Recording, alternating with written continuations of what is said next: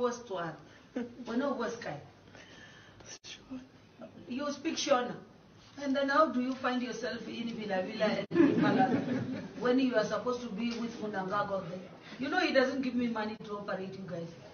And I'm operating with my limited budget. Thank you so much. I appreciate it. Oh, well, you can't appreciate that. You're killing my health system. You are killing my health system. When you guys are sick, I'm hearing these days, you just say, let's cross Limpopo River. There's an MEC there who's running charity department. It's not. And I'm going to tell you something that is truthful and painful. You know, Stats SA goes and count people during the census and tell me that in Limpopo you have got 5.7 million people, and tell me out of that 5.7 million, 91% do not have medical aid. They are dependent on the state. 9% they will say has got medical aid. They depend on private hospitals. And then they go and give National Treasury. When National Treasury allocates its budget, they said Limpopo has got 5.7 million people, and they subtract the 7%, 9%, and they give me the budget of the 91 to do all these operations.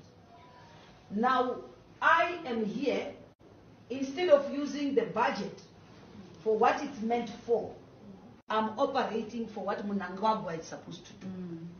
And that is why when my people of Limpopo want health services, they can't get.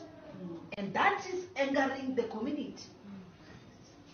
Because you are coming here to, I was in George Masere. We are busy operating Mozambican National everywhere.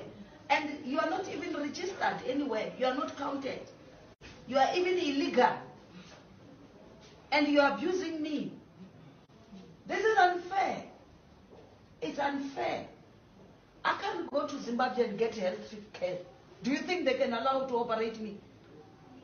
It's for their own people. I went to Canada recently.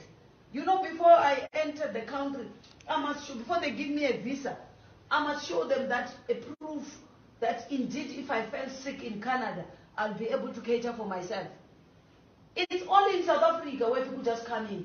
And people have got problems with Minister Mtwaleni. You know why he's like this? It's because he was working in health and he knows the pain. And people call him xenophobic to say he's anti-Zimbabwe. He's not anti-anybody.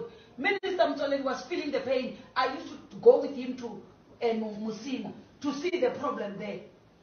So, says, you won't be discharged until you settle your bill. You must charge him. CEO.